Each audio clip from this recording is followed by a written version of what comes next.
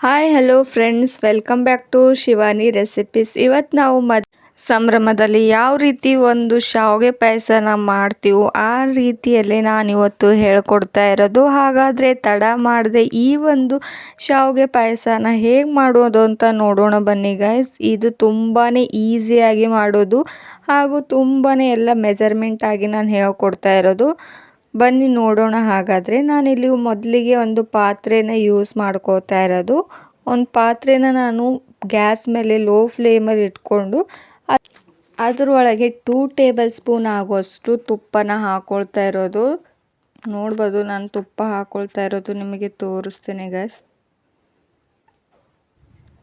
ಹಾಕ್ಕೊಂಡಿದ ನಂತರ ಇದರೊಳಗೆ dry fruits ಆಗಿರುವಂಥ ಬಾದಾಮು ಹಾಗೂ ಒಣ ದ್ರಾಕ್ಷಿನ ಇದರೊಳಗಡೆ ನಾನು ಆ್ಯಡ್ ಮಾಡ್ಕೋತಾ ಇರೋದು. ನೀವು ಬೇಕಾದರೆ ಇನ್ನೂ ಜಾಸ್ತಿ ಕೂಡ ಆ್ಯಡ್ ಮಾಡ್ಕೊಳ್ಬಹುದು. ನಾನು ಸ್ವಲ್ಪನೇ ಆ್ಯಡ್ ಮಾಡ್ಕೋತಾ ಇರೋದು. ಹಾಗೂ ಇದು ಸ್ವಲ್ಪ ಮಟ್ಟಿಗೆ ಕಲರ್ ಚೇಂಜ್ ಆಗುವಷ್ಟೇ ಇದನ್ನು ತುಪ್ಪದಲ್ಲಿ ಚೆನ್ನಾಗಿ ಹುರ್ಕೊಳ್ಳಿ. ಹುರ್ಕೊಂಡ ನಂತರ ಇದನ್ನು ತೆಕ್ಕೊಳ್ಳಿ ಒಂದು ಬೌಲಲ್ಲಿ. ಜಾಸ್ತಿ ಕಪ್ಪಗಾಗೋವರೆಗೂ ಹುರ್ಕೊಳ್ಬೇಡಿ, ಯಾಕಂದರೆ ಸೀದೋಗಿ ಚೆನ್ನಾಗಿ ಆಗೋಲ್ಲ. ಹಾಗೆ ನಾನಿಲ್ಲಿ 2 ಬೌಲಷ್ಟು ಶಾವಿಗೆನ ಇದರೊಳಗಡೆ ಆ ತುಪ್ಪದೊಳಗಡೆನೆ ಹಾಕ್ಕೊಳ್ತಾ ಇರೋದು. ನೋಡ್ಬೋದು, 2 ಬಟ್ಲಷ್ಟು ಹಾಕ್ಕೋತಾ ಇರೋದು. ಹಾಕ್ಕೊಂಡ ನಂತರ ಆ ತುಪ್ಪದಲ್ಲಿ ಸ್ವಲ್ಪ ಶಾವಿಗೆ ಕೂಡ ಅದರ ಕಲರ್ ಚೇಂಜ್ ಆಗಬೇಕು. ಬ್ರೌನ್ ಕಲರ್ ಆಗೋವರೆಗೂ ಸ್ವಲ್ಪ ಚೆನ್ನಾಗಿ ಹುರ್ಕೊಳ್ಬೇಕು. ಜಾಸ್ತಿ ಸೀದೋಗೋವರೆಗೂ ಹುರ್ಕೋಬೇಡಿ. ನೋಡ್ಬೋದು ಕಲರ್ ಈಗ ಚೇಂಜ್ ಆಗಿರೋದು ಅಂತ. ಶಾವಿಗೆನ ಅದರೊಳಗಡೆನೆ ಇಟ್ಕೊಂಡು ಮುಂದಿನ ಪ್ರೊಸೆಸ್ನ ನೋಡೋಣ ಬನ್ನಿ.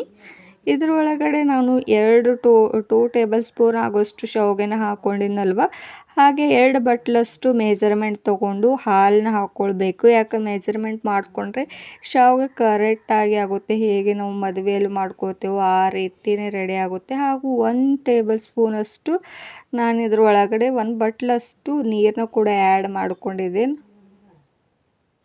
ಹಾಲು ಮತ್ತು ನೀರನ್ನ ಆ್ಯಡ್ ಮಾಡ್ಕೊಂಡಿದ ನಂತರ ಚೆನ್ನಾಗಿ ಕೈ ಆಡಿಸಿ ಈ ಶಾವಿಗೆನ ಜಾಸ್ತಿ ಮಟ್ಟಿಗೆ ಕುದಿಸ್ಕೊಳ್ಳೋಕೆ ಹೋಗಬೇಡಿ. ಯಾಕಂದರೆ ಜಾಸ್ತಿ ಮೆತ್ತಗಾದರೆ ಇದು ಶಾವಿಗೆ ತಿನ್ನೋದಕ್ಕೆ ಎಷ್ಟು ಟೇಸ್ಟ್ ಕೂಡ ಬರೋದಿಲ್ಲ ಹಾಗೂ ಚೆನ್ನಾಗಿ ಕೂಡ ಹತ್ತೋದಿಲ್ಲ. ಆದ ಕಾರಣ ಸ್ವಲ್ಪ ಮಟ್ಟಿಗೆ ಇದನ್ನು ಕುದಿಸ್ಕೊಳ್ಳಿ.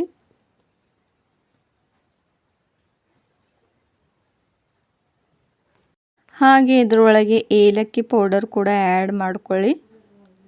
ಯಾಕಂದರೆ ಚೆನ್ನಾಗಿ ಸ್ಮೆಲ್ ಕೂಡ ಬರುತ್ತೆ ಹಾಗೂ ಶಾವಿಗೆ ಕೂಡ ಚೆನ್ನಾಗಾಗುತ್ತೆ. ಆದ ಕಾರಣ ಏಲಕ್ಕಿ ಪೌಡರನ್ನು ಹಾಕ್ಕೊಳ್ತಿರೋದು. ಸ್ವಲ್ಪ ಮಟ್ಟಿಗೆ ನಾನಿಲ್ಲಿ ಸಕ್ಕರೆನ ಆ್ಯಡ್ ಮಾಡ್ಕೋತಿರೋದು. ಯಾಕಂದರೆ ಸ್ವಲ್ಪ ಜನ ಜಾಸ್ತಿ ಸಿಹಿ ಮಾಡ್ಕೋತಾರೆ. ಸಿಹಿ ಬೇಕಾದರೆ ಇನ್ನೂ ಸ್ವಲ್ಪ ಸಕ್ಕರೆ ನೀವು ಆ್ಯಡ್ ಮಾಡ್ಕೊಳ್ಬಹುದು. ನಾನು ಅಷ್ಟೇ ಮೆಜರ್ಮೆಂಟಾಗಿ ಸ್ವಲ್ಪನೇ ಸಕ್ಕರೆನ ಆ್ಯಡ್ ಮಾಡ್ಕೋತಿರೋದು. ಜಾಸ್ತಿ ಸ್ವೀಟ್ ಆದರೆ ಕೂಡ ಚೆನ್ನಾಗಿ ಆಗೋದಿಲ್ಲ, ಚೆನ್ನಾಗಿ ಹತ್ತೋದಿಲ್ಲ ರುಚಿಗೂ ಕೂಡ. ಅದಕ್ಕೋಸ್ಕರ ಸ್ವಲ್ಪ ಪ್ರಮಾಣದಲ್ಲಿ ಸಕ್ಕರೆನ ಆ್ಯಡ್ ಮಾಡ್ಕೊಂಡಿರೋದು. ಶಾವಿಗೆ ಹೀಗೆ ಸ್ವಲ್ಪ ತೆಳುವಾಗೇ ಇರಬೇಕು, ಯಾಕಂದರೆ ರುಚಿಗೂ ಕೂಡ ಚೆನ್ನಾಗಾಗುತ್ತೆ. ಹಾಗೂ ನಾನಿಲ್ಲಿ ಹುರ್ಕೊಂಡಿರುವಂಥ ಎಲ್ಲ ಡ್ರೈ ಫ್ರೂಟ್ಸ್ಗಳು ಕೂಡ ಇದರೊಳಗಡೆ ಆ್ಯಡ್ ಮಾಡ್ಕೋತಾ ಇರೋದು. ಆ್ಯಡ್ ಮಾಡಿಕೊಂಡು ಚೆನ್ನಾಗಿ ಮಿಕ್ಸ್ ಮಾಡ್ಕೊಳ್ಳಿ. ಇದನ್ನು ಮಿಕ್ಸ್ ಮಾಡ್ಕೊಂಡ ನಂತರ ನಾನಿದು ಒಂದು 15 ಮಿನಿಟ್ಸ್ ತಣ್ಣಗಾಗಲು ಬಿಡ್ತೇನೆ. ನೀವು ಹಾಗೆ ಬಿಸಿಯಾಗಿದ್ದರೂ ಕೂಡ ತಿಂದರೂ ಕೂಡ ಟೇಸ್ಟ್ ಆಗುತ್ತೆ. ಇಲ್ಲ ಅಂದರೆ ತಣ್ಣಗಾದ್ಮೇಲೂ ಕೂಡ ಚೆನ್ನಾಗಿ ಟೇಸ್ಟ್ ಬರುತ್ತೆ. ಹೀಗೆ ಒಂದು ಬೌಲಲ್ಲಿ ಸರ್ವ್ ಮಾಡಿಕೊಂಡು ರುಚಿ ಮಾಡ್ಬೋದು. ರುಚಿ ನೋಡ್ಬೋದು ಸ್ನೇಹಿತರೆ, ಎಷ್ಟು ಚೆನ್ನಾಗಿ ಟೇಸ್ಟಿಯಾಗಿ ಕಾಣಿಸ್ತಾ ಇದೆ ಅಂತ. ಹಾಗಾದರೆ ನಿಮಗೂ ಕೂಡ ಈ ವಿಡಿಯೋ ಇಷ್ಟವಾದರೆ ಲೈಕ್ ಆ್ಯಂಡ್ ಶೇರ್ ಮಾಡಿ. Thank you.